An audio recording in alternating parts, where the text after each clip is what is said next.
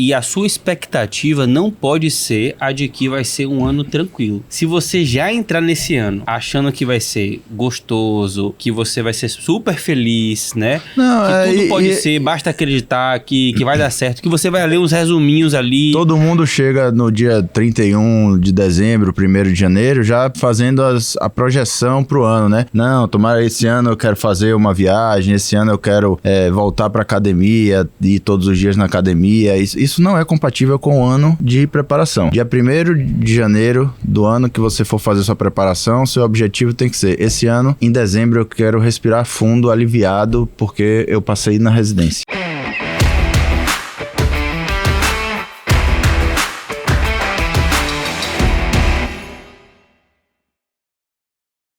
Fala galera, sejam muito bem-vindos a mais um episódio da 6ª temporada do 7º Cast. O podcast que é da medicina baseada em vivências e as fontes são as vozes da nossa cabeça.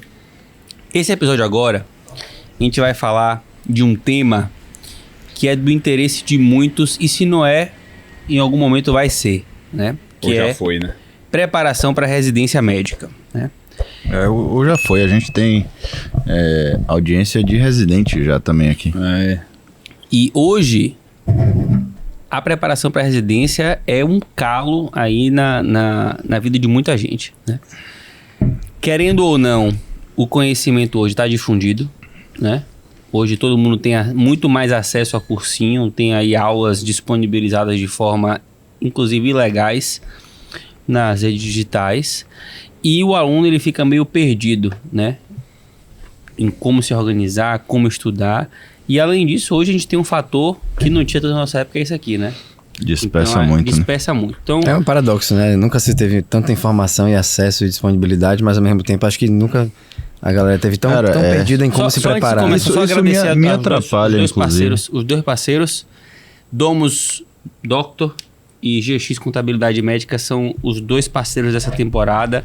A Domus montou esse cenário inteiro aqui incrível. Vocês devem estar vendo a qualidade do áudio e da imagem. Então eles conseguem ajudar vocês em toda a carreira médica, seja na parte de Instagram, de produção audiovisual, brand, enfim, tudo. E assim como nós, todo mundo vai precisar de uma PJ, do seu CNPJ, e nada melhor do que fazer isso com alguém especialista na área. Então, vou deixar aqui o contato do Arthur da GX. Vai lá, Jota, manda bala. Não, eu acho que a preparação para a prova, você citou que é um calo, e é um calo que precisa ser, todo mundo vai passar, né? Todo estudante é uma orientação que a gente dá aqui, né? De hoje, para você se valorizar, se inserir melhor e se blindar desse aumento gigantesco do número de faculdades, é você fazer uma residência, né? E se você se acomoda e não faz, esse problema vem lá na frente.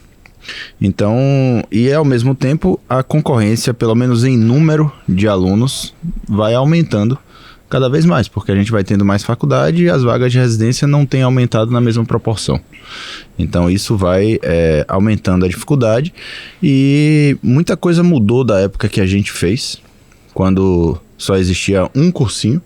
Então você fazia, ou você fazia o cursinho e você se destacava, ou você não fazia o cursinho e você tinha uma dificuldade maior de estudar, de buscar o conhecimento, mas ainda assim era possível passar. Era bem mais difícil, mas ainda era possível. Hoje, todo mundo já faz algum cursinho, né? Os cursinhos melhoraram? Os cursinhos melhoraram, tem uns mais caros, outros mais acessíveis, presencial, online, enfim. Mas o que era suficiente no passado, fazer só cursinho, hoje já não é mais... Hoje é só necessário. É uma condição básica para todo mundo, né? Inclusive, quando a gente começou, a gente entrou na residência em 2020, mais ou menos, né? Quando a gente começou, 2020, não, a gente entrou em 2016. Pô, 20 a gente acabou. 2016 a gente entrou na residência. Inclusive, o pessoal da USP não fazia cursinho. Não fazia, exato. Eles não faziam cursinho.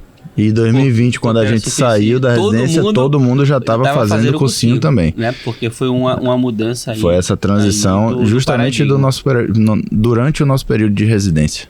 A gente viveu isso. E eu acho assim, pra gente começar aqui, eu acho que uma das coisas que a galera tem que ter em mente é que o ano de preparação pra residência, ele é um ano doloroso. Ele tem que doer. Ser. Se não doer, foi errado. Exato. E a sua expectativa não pode ser a de que vai ser um ano tranquilo, né?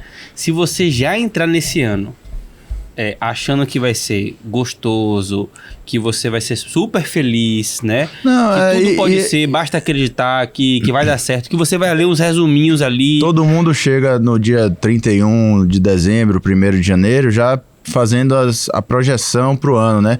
Não, tomara esse ano eu quero fazer uma viagem, esse ano eu quero voltar pra academia, ir todos os dias na academia. Isso não é compatível com o ano de preparação. Dia 1º de janeiro do ano que você for fazer sua preparação, seu objetivo tem que ser, esse ano, em dezembro eu quero respirar fundo, aliviado, porque eu passei na residência. Não só, assim, passar na residência não, eu tô aliviado porque eu dei o meu melhor. Exato. Exatamente. Eu dei o meu melhor. Você tem que estar com a sensação de que, cara, eu realmente estudei esse ano. Você foi no seu limite. E eu fui no o meu seu limite é aquele ali. Eu não fui um quebra-mão, eu não barriguei. Se eu não passar é porque realmente não era pra ser, não é o meu momento. Sim. Mas a minha parte aqui eu fiz. Eu acho que a sensação do fim de ano do cara que tá fazendo a residência é essa daí. E acredite que é muito menos doloroso você sofrer muito, abdicar de muita coisa durante esse ano de preparação, do que você fazer um ano mais ou menos e depois ter que fazer isso de novo. Porque se você faz mais ou menos, nem você curtiu, nem você trabalhou, nem você conseguiu juntar o dinheiro que você poderia ter juntado e nem você estudou o suficiente para passar na prova. Várias coisas você faz feitas. várias coisas mais ou menos, né? É muito melhor você realmente tirar aquele ano ali para abdicar de muita coisa e focar no seu projeto, que é a prova no final do ano, do que e fazer isso de um ano só. A primeira decisão importante que eu acho que o cara vai ter que tomar é o seguinte: quando que eu vou fazer a minha prova, né? Eu vou fazer minha prova ali no 6º ano do internato ou vou fazer no ano seguinte? Eu acho que essa é a primeira grande. E assim, a gente tem que separar aqui dois perfis, né? Tem gente que realmente tem uma condição financeira muito boa, né? E que vai poder fazer a residência direto do 6º ano. E se quiser uma carreira cirúrgica, por exemplo, vai ter uma ajuda dos pais ali para conseguir se manter no 1º ano e se virando ali. Mas tem a outra situação, primeiro, é do cara que não tem grana para pagar uma boa preparação no 6º ano. E o cara que, se ele passar, ele até tem uma grana para pagar um cursinho, mas ele não vai, ele quer passar em São Paulo, ele quer sair da cidade dele e ele não vai ter condição de se manter na residência sem um dinheiro. Então, para esse segundo perfil aí, eu acho que não tem problema nenhum ele fazer um bom internato, um bom 5º e 6º ano, estudar do jeito que a gente recomendou no outro episódio dessa temporada de como estudar no internato. E o que é que eu faria? Eu pegaria ele de janeiro a março, me matricularia no cursinho, mas esses de janeiro a março, eu faria uma carga maior de plantão. Faria uns 4, 5 plantões por semana, ia estudando ali aos pouquinhos, do jeito que dava, mas a partir de abril era só o suficiente para eu me manter, pagar meu cursinho ali, me manter sem altos luxos, nem compraria carro se não tivesse, porque provavelmente você não vai precisar desse carro no ano que vem. Exato. E faria dessa forma, era assim que eu faria. Antes da gente entrar num planejamento em si, tá? Como quero ver as dicas aqui de todos, eu queria comentar sobre esse negócio que o Lucas falou, né? O grande problema atual não é mais a fonte do conhecimento, né? É o excesso de conhecimento, né? Certa vez o Yuri, que é o doutor neurocirurgião aí, né? Que tá até agora com o podcast, é o doutor neurocirurgião. Marca ele aí nos comentários. Ele deu uma aula para o 7º ano e ele mostrou um livro, eu não vou lembrar exatamente que livro é esse, mas era assim, era um gráfico de o acesso à informação leva a mais conhecimento, mais sabedoria até um certo ponto. E mais resultados. Até um certo ponto, que depois ele vira tipo uma parábola, assim, né? Você tem acesso a mais conhecimento e às vezes até prejudica, né? É como se fosse, não fica reta. Você vai tendo acesso à informação, mais sabedoria, mais resultado, até certo ponto que parece que quando você tem mais informação, atrapalha o resultado, atrapalha a sabedoria, atrapalha o conhecimento. Isso é bem estudado hoje, tem vários nomes aí, se você botar na internet, excesso de informação, que como atrapalha a pessoa. E isso acontece hoje nas residências médicas. A gente vê muito estudante, às vezes até na própria faculdade. Às vezes a gente pega um estudante no 7º ano aqui acompanhando a gente, nas caixinhas assim, e você vê que ele não sabe por onde estudar, né? ele não está em dúvida se é pelo livro, se é pelo up-to-date, se é pelo artigo, se é por uma plataforma que ele assinou de questões, né? Se é um cursinho, tipo um Netflix de cursinho desse que ajuda o estudante com aulas e com não sei o quê. Então ele pega e assina várias coisas, mas não consome nenhuma bem, entendeu?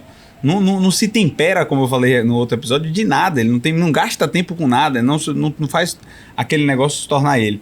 E isso é um problema hoje forte na preparação para a residência, porque o cara, até mesmo durante o ano da preparação na residência, tem gente que faz mais de um cursinho. Mais de um cursinho, mais de uma plataforma, aí quer pegar as questões, porque eu acho que as melhores questões são desse cursinho. Só que eu assinei esse porque as aulas são melhores. Mas os resumos é melhor esse. E o flashcard, cara, é um Frankenstein. Isso é um Frankenstein. Tem uma analogia de Davi que eu uso muito na mentoria, né? Que é o seguinte: a residência, passar na residência é o topo da montanha, né? Você tem o topo da montanha lá de cima, a visão é toda igual. E realmente tem diversos caminhos para você chegar lá. E você vai chegar lá com diversos caminhos. Agora, se você pegar vários caminhos e ficar mudando de caminho, você vai ficar andando em círculo na montanha e não vai chegar lá em cima nunca, né? Então, o que é que você tem que ver? Veja uma pessoa que você confia. Eu confio aqui no 7º ano, eu confio em Lucas. Vou seguir o método de Lucas, porque o método de Lucas dá certo. Agora, se você pegar o meu método, depois pegar o de fulano e o de cicrano e ficar que nem uma barata tonta, mesclando cada coisa, realmente você não vai conseguir chegar lá, porque você vai estar mudando o tempo inteiro, né? Até que dá para você mesclar uma coisa positiva com outra, tudo bem, mas você tem que pontualmente, né? Você tem que ter um método ali, um planejamento do ano, que eu vou fazer o meu primeiro trimestre é isso que eu faço, no segundo trimestre é isso aqui que eu faço, no terceiro trimestre é isso aqui que eu faço, na época de prova é isso aqui que eu faço. Então, tem vários alunos meus que o cara fala assim, vai começar um intensivão de tal coisa. O que eu faço? Eu falo, nada, você não vai fazer isso agora. Agora não é a hora de você fazer isso. A hora de você usar é depois que você finalizar isso aqui que você precisa fazer. E o cara tem uma tranquilidade, né? Então, hoje, entrando um pouco assim na parte da mentoria, depois a gente pode voltar para esse tema, o que a mentoria faz pro cara? Dá paz, né? Dá paz, porque ele é bombardeado com esses diversos conteúdos, ele não sabe o que fazer, e eu simplesmente falo pro cara, o caminho é esse aqui, Você acabou, você não tem mais preocupação com o que você vai fazer. Sua preocupação é só executar. Eu brinco com eles assim, eu posso fazer tudo por você e eu fazer tudo, menos a sua parte.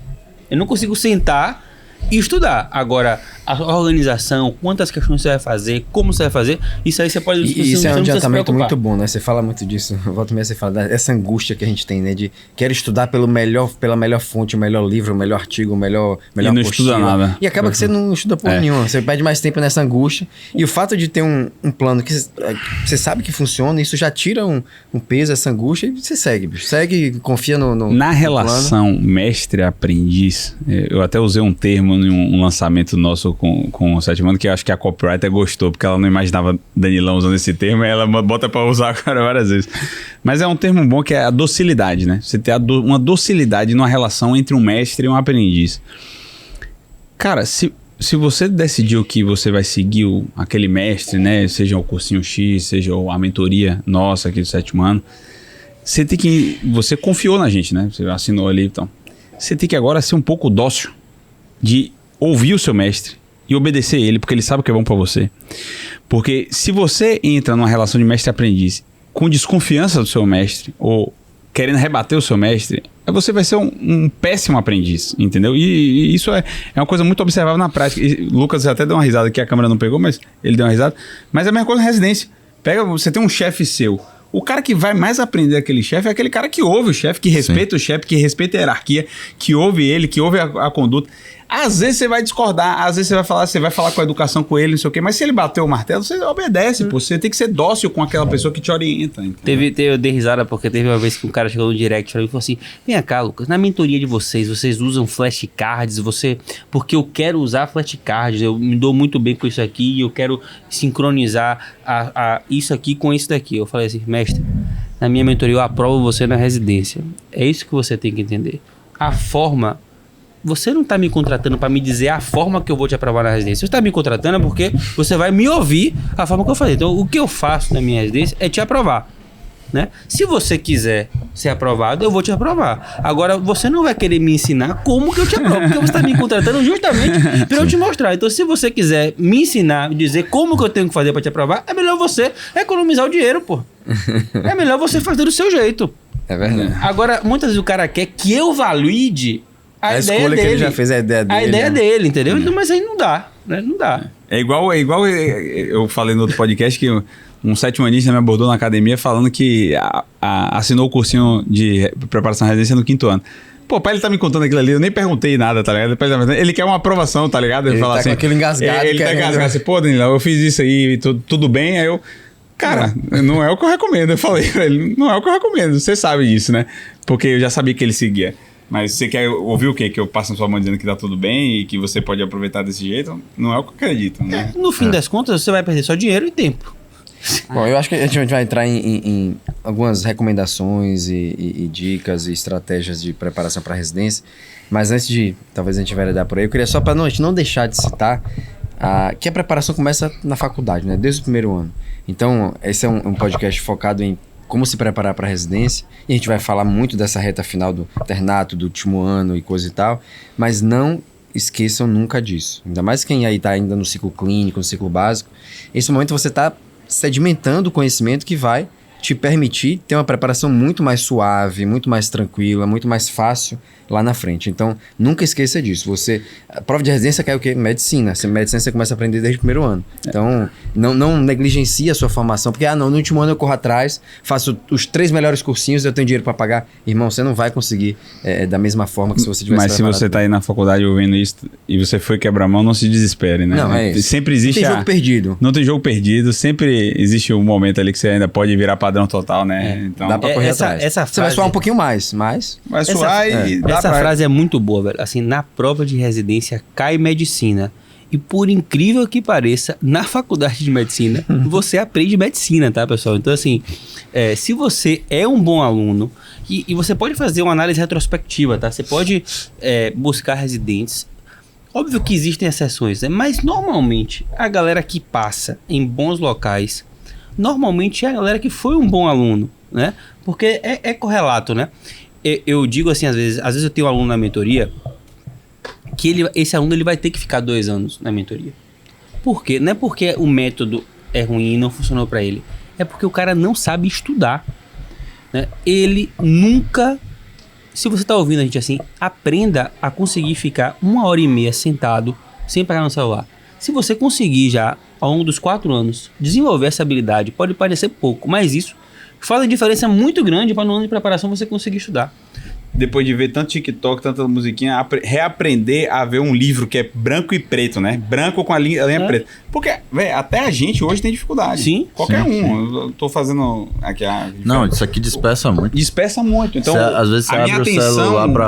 depois de rede social e tudo, pra ler um livro, é pior do que era antigamente. Então, é difícil. eu sei como pra uma geração jovem, ainda mais o cara que ficou quebrando a mão na faculdade e que ele tá só Netflix, Reels e TikTok e Atlética e comer cana, cara, vai ser difícil você voltar para depois olhar um livro preto e branco e conseguir ler ali. Então, e é um músculo, então começa a treinar isso. Você tá ouvindo antes aí de gaiato, não é só de preparação, já começa a treinar desde já. Indo aí para as dicas mesmo de preparação para residência, eu gosto de começar falando assim, né? Para você passar na residência, você precisa de 2 coisas básicas.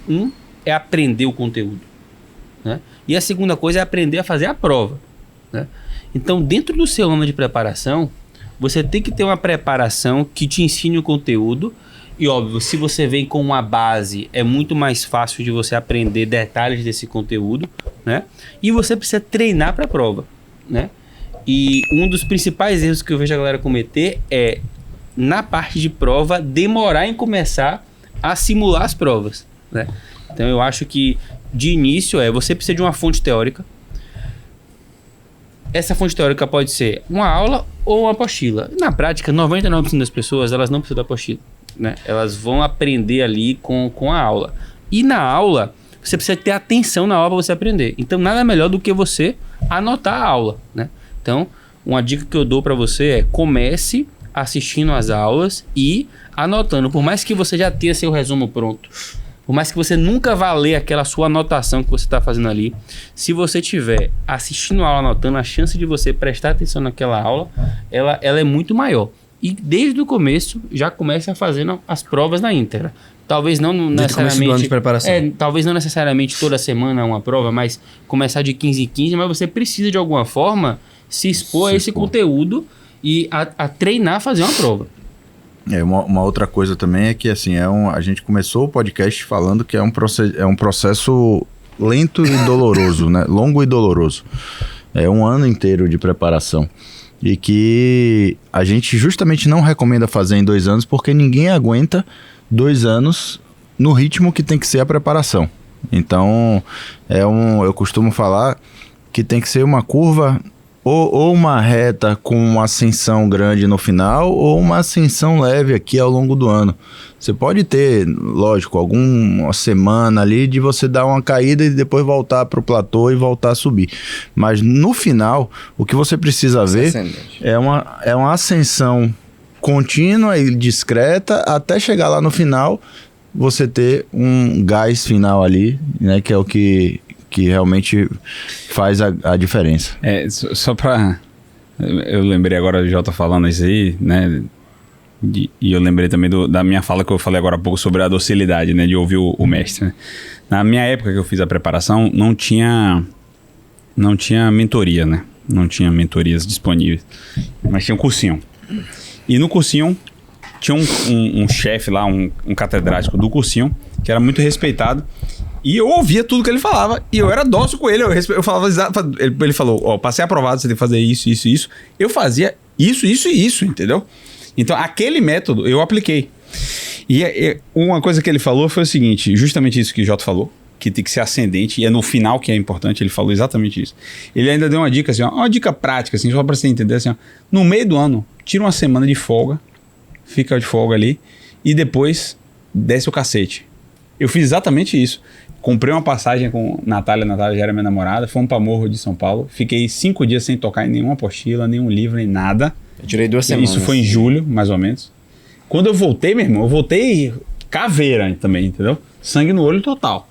Então, só uma dica aí, não quer dizer que você tem que seguir essa dica, mas eu gostei. Eu fui dócil, o meu mestre mandou fazer isso, eu fiz e funcionou. Um pouco na linha do que o Jota falou, tem uma frase que é assim, né? Ninguém planeja fracassar, mas fracassa porque não se planeja, né?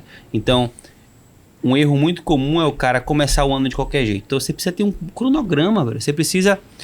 A primeira etapa do ano de preparação é o planejamento. Então, eu vou assistir aqui essas aulas por semana, vou fazer tantas questões, as questões que eu vou fazer tal e tal prova. É ter um cronograma do ano, tá? Meu cursinho é dividido em quantas semanas? Quantas aulas são? Isso dá uma carga horária de aula de quantas aulas por semana? 20 horas de aula por semana? Eu consigo assistir 20 horas de aula por semana dentro da minha rotina? Putz, eu não consigo. Então essas 24 semanas eu vou ter que, em vez de fazer elas em 24, eu vou ter que diluir e fazer em 30, talvez 32 semanas. E você vai ter que diluir. Você precisa ter um bom cronograma para você conseguir executar isso, porque senão vira uma bola de neve, né? E não adianta apertar no cronograma, porque não dá. E aí, se não der, é pior, porque você não vai conseguindo atingir essas metas provisórias ali, essas etapas, você não vai atingindo a etapa, vai acumulando para frente e você vai vendo que o seu cronograma foi mal projetado, mal calculado, e você vai perdendo o gás, perdendo o ânimo, perdendo a confiança e vira uma bola de neve para o fracasso. Essa parte de confiança... Uma outra coisa que eu vejo bastante a galera fazer é antecipar resultado, né?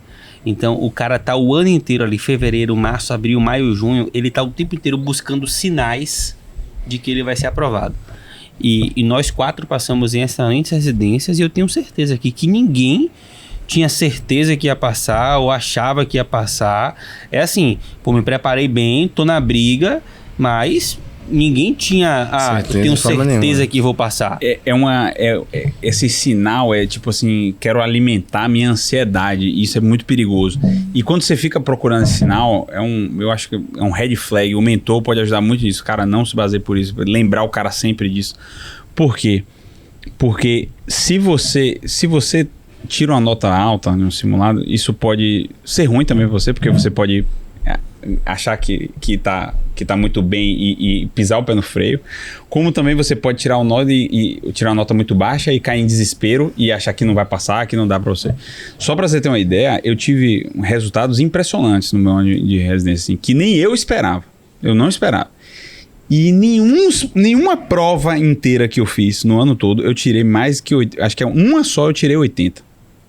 Nenhuma eu tirei mais que isso. E a minha primeira prova que eu fiz foi o PSU de Minas, eu tirei 90. Então, eu gosto de uma analogia. Você falou em outro podcast que parece a Fórmula 1, né? O carro da Fórmula 1, eu gosto que parece uma maratona, né? Quando eu corri uma maratona, o Jota também já correu uma maratona. Até eu correr no dia da maratona, eu nunca tinha corrido uma maratona. Nunca tinha corrido os 42. É. O longão que a gente faz é 30, 32, exatamente. O longão no treino da maratona é 30, 32. Então, antes de correr uma maratona, o máximo que eu tinha corrido era 30, 32, ou seja, 10 km a mais. Então, lá é a mesma coisa. Você tem que confiar no processo. Você tem que continuar insistindo. Você tem que continuar batendo. Não pode não tirar a nota. Mas chegar lá no final... se confiar que você fez uma boa preparação. E só mais uma coisa sobre o que você falou do planejamento, tem uma frase famosa, eu cito em alguma aula do sétimo ano também, muito antiga, uma aula antiga, que é uma frase do Eisenhower, né, que é um general famoso americano, que ele fala assim que plans are worthless, but planning is everything. Um plano de alguém, se eu pegar assim, ó, Danilão, como é que você se preparou? Costumam perguntar isso pra mim. Danilão, como é que você se preparou pra prova da residência? Aí você pega o plano de Danilão e vou replicar isso pra mim negócio. Inútil. Cara, é inútil isso.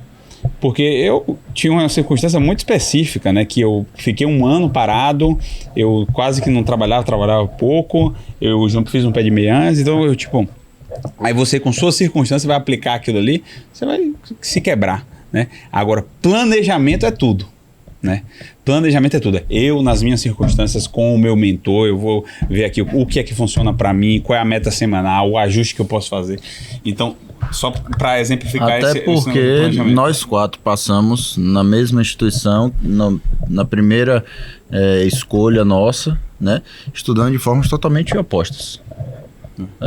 Opostas não, totalmente distintas. Você se preparou um ano depois do 6º ano, o Lucas se preparou em 6 meses no 6º ano porque fez intercâmbio, eu me preparei no 6º ano, enfim. Davi também no 6º ano.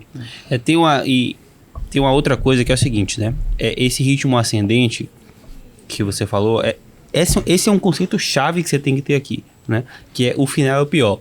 Porque é mais ou menos assim, quando você começa o ano de preparação, você vai fazer uma prova, você vai tirar 30 e poucos % ali nessa prova, no começo, né? Para você sair desses 30 e poucos para os 40 e poucos %, o esforço é 2. Rapidinho você sai, né? Para você sair dos 40 e poucos para os 50 e poucos, o esforço é 4. Já é um pouquinho mais difícil. Para você sair dos 50 e poucos para 60 e poucos, o esforço já é 8.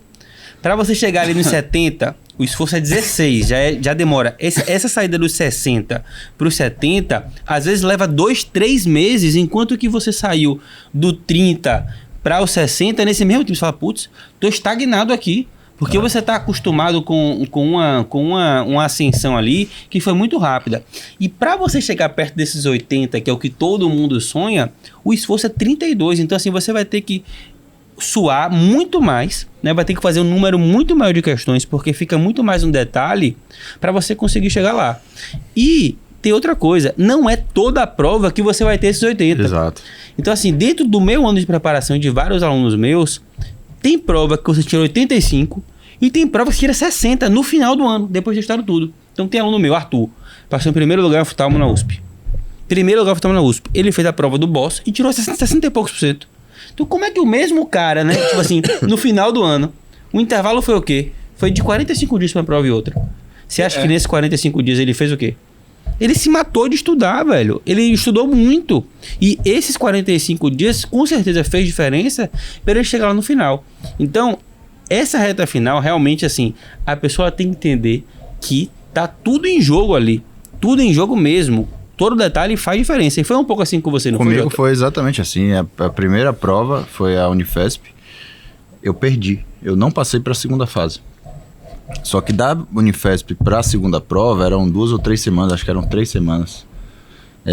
Nessas 3 semanas, eu já estava em São Paulo. Eu continuei lá na casa de meu sogro, junto com o Felipe, que estudava comigo, era meu colega de turma, os dois queriam cirurgia e tinham o mesmo objetivo, a gente estudava junto. E ele ficou na casa de meu sogro lá comigo também. E ele também perdeu. E eu me lembro, a gente corrigindo a prova no domingo, na segunda-feira. A gente fez a prova no domingo, depois foi pra um bar e tal. E segunda-feira a gente sentou pra corrigir. E aí eu olhei pra ele e falei, cara... Fudeu, não vai dar não. A gente não se preparou o suficiente. E ele falou assim, não, esqueça, vai dar. Tem 3 semanas ainda pra próxima prova. Nessas 3 semanas a gente vai almoçar, revisar tudo que a gente não estudou, a gente vai estudar, vai dar tempo, vai ter que dar tempo e assim, a gente não vai fazer nada exceto comer, dormir e estudar. E era assim, a gente montou um cronograma que a gente acordava 6, tomava o café, entre 6 e 7 era banho e café da manhã, 7 horas sentava, tinha uma pausa no meio da manhã, continuava estudando, pausava, almoçava, estudava de tarde, uma pausa na tarde, continuava estudando, jantava e depois de jantar estudava e ia dormir. Então assim, não fazia nada, não tinha negócio de vou sair um pouco para esparecer, não, tinha um intervalo que era intervalo cronometrado. Mas isso foi durante 3 semanas. Ninguém conseguiria, talvez uma semana a mais naquele ritmo, mas assim, mais do que isso é impossível. As pessoas perdem a noção do que faz diferença isso aí, principalmente no fim do ano. Talvez se você fizer um negócio intensivo desse no início do ano, você quebra. Né? Quebra. Você quebra e não tem tanto poder, porque você já acessou muito conhecimento no final do ano. Só que isso não está facilmente evocável. Então, esse poder de lapidação que tem uma reta final é muito importante. Eu digo o seguinte ainda, assim, ó.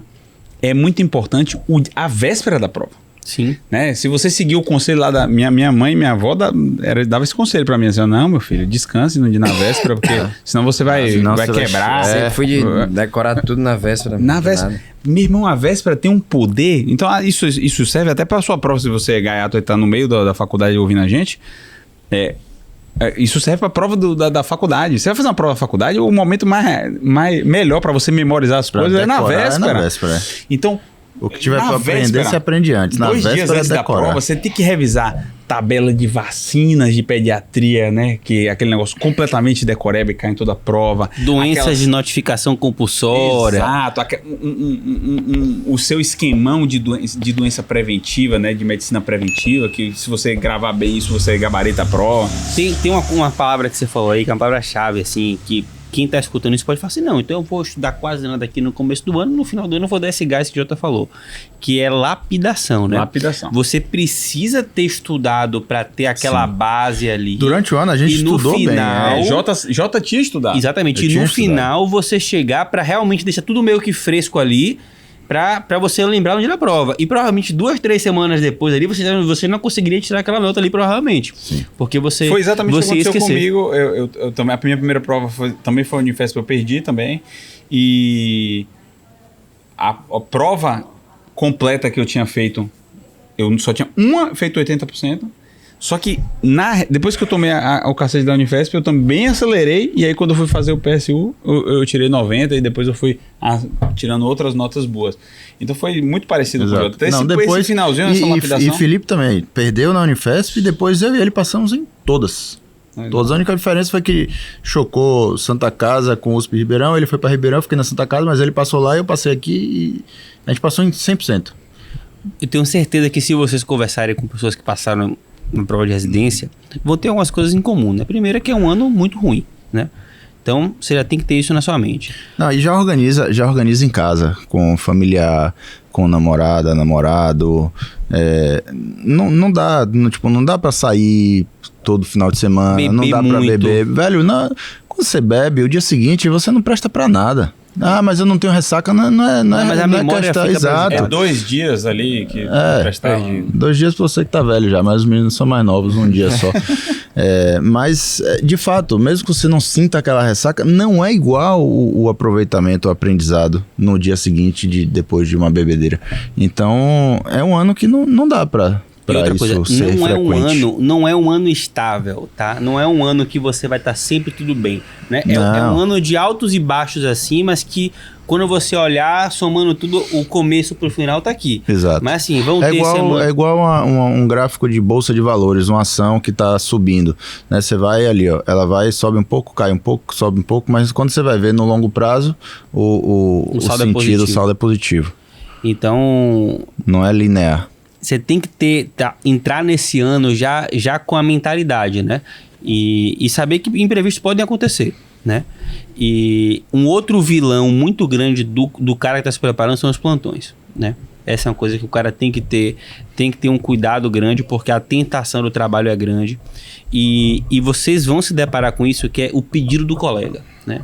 O colega vai chegar para você e falar, pô, mas você não pode fazer esse plantão para mim, eu tô precisando muito, eu tenho tal e tal coisa. E eu vou te falar assim, sendo muito sincero, que se você estiver em um plantão em outro lugar, você não vai conseguir ajudar ele. Você não tem como estar em 2 lugares ao mesmo tempo. E você tem que encarar o seu estudo no ano Como um plantão, como né? um plantão mesmo, entendeu? Porque... Não é porque você está em casa que você está livre. que não, você está tem livre, a você tem obrigação, essa obrigação de estudar. Aquele horário ali seu está ocupado. Porque se você investiu... Se te chamarem para ir para uma festa, você vai dizer não porque eu preciso estudar. Se te chamarem para te pedirem para dar um plantão, você vai dizer não, eu não posso. Porque você pode estar assim, estou de plantão. Você pode dizer, ninguém precisa saber que você vai estar estudando para residência, né? Então, esse é o maior vilão. Uma dica que eu dou para você, mais ou menos, né? É assim, no primeiro trimestre ali, 4 a 3 plantões por semana ainda ok. No segundo trimestre, 3 a 2 plantões por semana. Passou do meio do ano, 1 a 2 plantões por semana. E a partir aí de outubro é 1 plantão por semana no máximo, né? Eu não acredito que 1 plantão por semana atrapalhe aí seu estudo para residência, tá? Você pode manter 1 plantão por semana aí tranquilamente. Se você tiver que pagar a conta. Isso. Porque se também 1 plantão por semana não vai te ajudar em nada a fazer o pé de meia, a juntar. Ajuda o basal ali Exato, é só... Você pode mas também não é esse plantão que vai impedir você de estudar, né? 12 horas por semana, ninguém aqui é hipócrita também de achar que você vai estudar 12 horas por dia todos os dias, né? Então tem sempre um dia que você estuda um pouco menos. Tem uma dica que eu dou muito assim, quando nas primeiras aulas, quando chegam os novos mentorandos do 7º ano, que é assim, 2 coisas são importantes, né? A pessoa tem uma meta e a rotina. São 2 coisas muito importantes. Eu até falo assim com os meus alunos o seguinte, que você tem uma dúvida na especialidade que você quer, na minha opinião, isso atrapalha a sua preparação. Pô, eu tô em dúvida de dermato e anestésia. Você pode ter essa dúvida agora o tempo todo aí, mas eu gosto quando o cara... no início do ano ele sabe o que ele quer. No início do ano de então, se o preparação. cara... Se você não sabe a especialidade que eu quero, eu aconselho ele... Então, escreve assim, a faculdade, a universidade que você quer ir. Escreve a universidade que você quer ir, o nome dela. Faz um post-it, coloca no espelho, entendeu? Do seu banheiro. Se você sabe a especialidade, ótimo. Escreve a especialidade, e bota no post-it. Uma coisa que todo dia você olha lá e olha essa meta. Por quê, meu irmão? Porque como o ano é difícil, você tá quebrado, aconteceu um problema dentro de casa, você não estudou bem, você tirou uma nota ruim. Tudo, esses altos e baixos que o Jota falou, sempre quando você tá no baixo, você desanima. Então, se você não tem uma meta alta para perseguir, você quando cai, pode cair e pronto. A meta é justamente para sempre que você tiver um baixo, você lembrar que você tem que voltar e seguir aquela meta. Então esse é um ponto. Tem uma meta, escreve isso aí. Uma meta clara, né? Objetivo. Não passar na residência. Eu não estou brincando, isso não é um exagero. Eu faço isso inclusive hoje. Quando eu tenho uma meta, eu escrevo um post-it e boto no meu espelho. Eu aconselho que você faça isso. Ou então no seu livro de estudo, pega o post-it, coloca a sua meta e coloca lá. No lugar que você sempre vê. Outra coisa é a rotina. É muito importante que você tenha uma rotina. Você vê que o Jota aqui, quando ele teve o up grande, ele construiu uma rotina rígida, entendeu? Fazia sempre a mesma coisa durante 3 semanas. Às vezes, com o internato é difícil, né? Aí o mentor, né, na mentoria ajuda muito, porque ele consegue enxergar de fora e ver o que é que tá te atrapalhando, né? Os plantões, você tá muito plantão, vou tirar isso aqui, vamos... E até às vezes tranquilizar o cara, às vezes ele fala, cara, não tem como. Essa é a sua rotina. Você vai fazer o seu melhor e depois a gente resolve. Isso. Mas sempre tentar uma rotina. Sempre o máximo de rotina possível. Por exemplo, ter uma hora para acordar, ter uma hora para dormir, ter a hora e sempre estudar nos mesmos horários, sempre tentar fazer, se vai fazer atividade física, se não for atrapalhar, vai fazer atividade, pode fazer, então faz nos mesmos horários. Vai sair com a namorada, né? Tem que sair com a namorada, escolhe um dia na semana e um dia do final de semana, é sempre os mesmos dias, entendeu? Vai fazer prova inteira, é sempre no domingo de manhã. Tipo, cria uma rotina de fazer as mesmas coisas no mesmo dia. Por quê? A rotina, quando você não tem rotina, você sempre gasta tempo e energia tentando descobrir o que você vai fazer. E fica naquela, qual a melhor coisa pra fazer? Fica nessa. E isso é dispendioso. Quando você tem a rotina, você não precisa se preocupar com o que você vai comer. Você não se preocupa se você dormiu o suficiente. Só vai e executa. Você executa. Toda a sua parte cerebral dispendiosa vai ser utilizada para aquilo que importa naquele ano, que é o estudo. Quando você não tem rotina, você, amanhã eu não sei como não sei onde eu vou almoçar amanhã, não sei se vai ter comida, não sei. Cara, não importa. Então, mais importante do que eu tenho que acordar 7, não, ver o que funciona para você. Eu, por exemplo, né, no meu ano de preparação, eu estudava de madrugada. O principal, eu tinha blocos que eu estudava de manhã e de tarde, mas o grosso do meu estudo acontecia depois das 10 da noite, de 10 até 1h30 da manhã. Por quê? Porque é a hora que minha casa ficava mais silêncio, aí nada me atrapalhava, entendeu? Então eu tinha um cachorro, meu cachorro ficava pedindo atenção pra mim, eu tinha que descer com ele às vezes e tal. Meu irmão às vezes estava em casa fazendo alguma coisa, tinha barulho, a panela batendo dentro de casa, sua mãe te chamando, sei lá. Então, entre 10 e 1h30, eu não estou aconselhando isso. Se você consegue fazer uma rotina mais durante o dia, eu acho melhor que essa. Inclusive. Eu fazia essa porque eu lembro... Era a sua circunstância. Era a minha circunstância. Eu não estava no internato, por exemplo, então eu conseguia acordar mais tarde. Eu tinha metas de sono que eu batia, então eu sempre dormia 8 horas e ainda tirava um cochilo depois do almoço. Então perceba, você tem que entender como você funciona e tente sempre executar. Eu não consigo, por causa do meu internato, que todos os meus dias sejam iguais. Não tem problema. Não precisa ser dias iguais, exato. Mas precisa toda ser... segunda você tem que saber o que vai fazer, toda terça você tem que saber o que vai fazer, toda quarta você vai fazer. Mas eu mudo o rodízio do internato. Não tem problema. Você só vai gastar esse excesso de energia a mais uma vez a cada 10 semanas. Quando muda o rodízio, você vai ter que se programar, mas depois de uma semana você tem que ter a rotina pronta para saber o que vai fazer cada dia. Tem uma frase que é muito legal que é assim, né? A vida que você sempre quis está na residência que você não passou ainda, né? E a gente aqui tem uma mentoria e assim, realmente mentoria nem todo mundo precisa. Nem todo mundo precisa. Mas se você é uma pessoa que vai se beneficiar de ter uma ajuda para alguém, realmente montar seu cronograma, estar acompanhando você individualmente, não é mentoria coletiva, não é em grupo, é você e o mentor, né? Montar seu cronograma, acompanhar suas métricas, definir, basicamente você não tem uma preocupação, né? Você só se preocupar em executar, né? A gente aqui define, não, você vai acordar e você vai tomar um café preto e vai direto fazer tantas questões. Até esse nível de detalhe a gente faz, porque realmente tem gente que precisa. E não tem problema você ser essa pessoa que precisa, né? O problema é você ser a pessoa que precisa e não correr atrás disso daí, tá? Então, realmente, tem gente que não precisa. Eu acho que hoje, tendo um celular, isso que me atrapalha muito no meu dia a dia, hoje em dia, inclusive. Talvez se eu estivesse estudando para residência hoje, naquela época talvez eu não precisasse. Hoje, talvez eu precisasse de um mentor para me ajudar a me organizar, né? Naquela época não existia, eu não sei hoje se eu conseguiria o resultado que eu tive com toda essa distração que existe hoje, né? Então, a nossa mentoria, ela é individual, a gente planeja tudo para você, tem banco de questão, tem flashcard, a plataforma é tudo já programado, você tem o seu calendário certinho, tem a parte de revisão, tudo organizado, certo? A gente vai deixar aqui embaixo o link para você clicar, se inscrever caso você queira, marcar uma entrevista com alguém do nosso time. Você não consegue entrar, você vai marcar uma entrevista, a gente vai ver se realmente a gente consegue te ajudar. E se você for uma pessoa que não precisa, a gente vai te dizer, cara, eu não preciso da mentoria. Se você for, a gente vai te dar toda a estrutura para você conseguir ter o nosso suporte aí nesse ano de preparação. Nossos alunos que aplicam o método, mais de 80% deles são aprovados. A gente teve aprovações expressivas. Primeiro lugar, neurocirurgia USP, primeiro lugar, oftalmo USP, neurologia Unifesp, enfim. Não vou ficar citando isso aqui que não é o objetivo. Alguma consideração que vocês queiram fazer? Acho que é isso aí. Eu acho que o principal a gente conseguiu mandar. Então, como de praxe, se você gostou desse episódio, compartilhe com seu amigo. E se você não gostou, compartilhe com seu inimigo. Não deixe de conferir nossos 2 parceiros, Domus Doctor, marketing médico aí na melhor qualidade possível.